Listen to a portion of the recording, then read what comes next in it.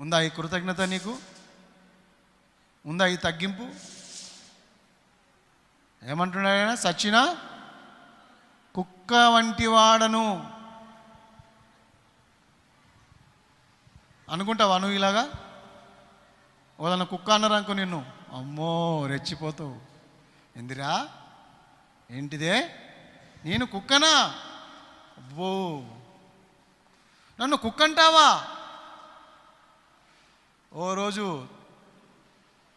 తూరు సిదోనుల ప్రాంతం నుండి కానాను స్త్రీ ఒకతే యేసుప్రభు దగ్గరికి వచ్చి నా బిడ్డను బాగు చేయమని అడిగితే యేసుప్రభు అన్నాడు, పిల్లల రొట్టె తీసి కుక్క పిల్లకు వేయుట యుక్తము కాదమ్మా. పిల్లల రొట్టె కుక్క పిల్లలకు వేయుట యుక్తం కాదు అంటే ఆమె అన్నది, ప్రభువా నేను కుక్క పిల్లనే. కుక్క పిల్లలు బల్ల మీద